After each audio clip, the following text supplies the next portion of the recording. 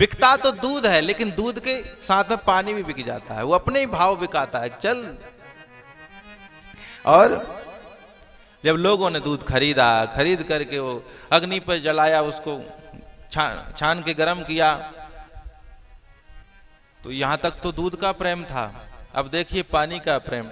पानी ने विचार किया कि मेरा मित्र जल रहा है, तो पानी अपना शरीर जलाने लगता है, पानी सूखने लग जाता है।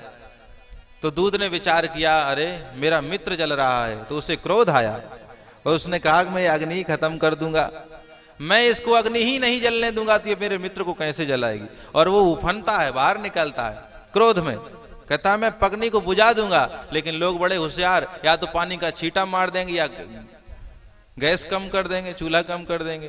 तो पानी का छूटा मारा तो वो तुरंत बैठ जाएगा, कहता हाँ मेरा मित्र मुझे मिल गया, ऐसा कहकर बैठ जाता है।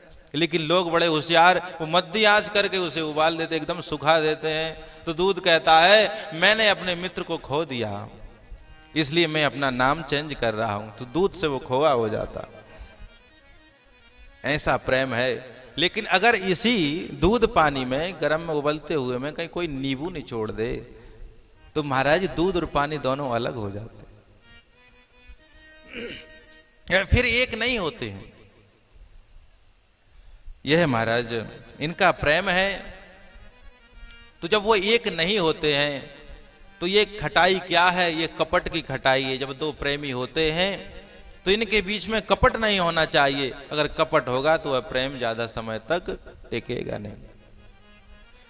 प्रेम में थोड़ी बहुत उठाफटक चलती है, लेकिन बहुत बड़ी उठाफटक नहीं होनी चाहिए। प्रेम संबंध कभी टूटना नहीं चाहिए।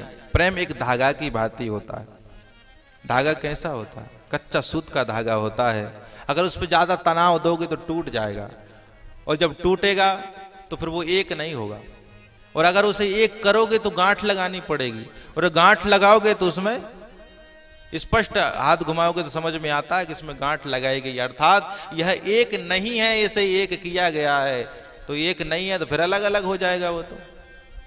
तो दास परस पर प्रेम लखो, ये आपस का प्रेम है। एक कवि ने तो यहां तक लिखा कि मनवा प्रेम का धागा मत तोड़ो चटकार, टूटे तो फिर जुड़े नहीं, जुड़े गांठ पर जाए। ये प्रेम का धागा है। धागा प्रेम धागा की भांति है। जैसे धागा की सेफ्टी करो उसी भांति प्रेम का। और कपट क्या है? कपट सुई की भांति होता है।